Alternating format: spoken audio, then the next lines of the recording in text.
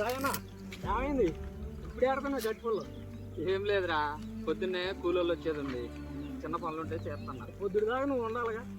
ఎందుకు ఏమైంది? పైన వాహనం వస్తుంది, కరెంటు వైర్లు ఉన్నాయి, ఇవన్నీ చూసుకోవా? మన పవర్ ప్లాంట్ నుండి వచ్చింది.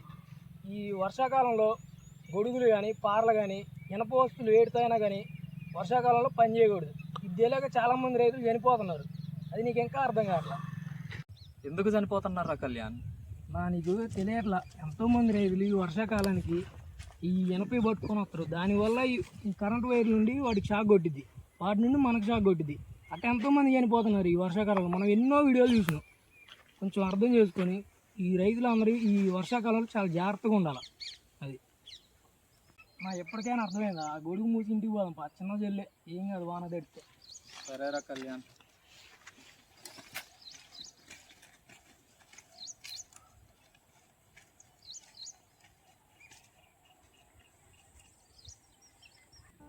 ఫైనల్గా చెప్పేది ఒకటే ఫ్రెండ్స్, వర్షాకాలంలో చెట్ల కింద కూర్చోవద్దు, దానివల్ల పిడుగులు పడే అవకాశం ఉంది. అలాగే కరెంటు వైర్ల కింద అటు ఇటు తిరగడం కానీ గొడుగులు పట్టుకొని తిరగడం కానీ అలాంటివి చేయొద్దు. ఇలాంటి చిన్న చిన్న తప్పిదాల వల్ల ఎంతోమంది ప్రాణాలను కోల్పోతున్నారు. ప్రాణం కన్నా విలువైనది ఏది కాదు ఫ్రెండ్స్, రైతన్నల మట్టికి ఈ వర్షాకాలం జాగ్రత్తగా ఉండండి.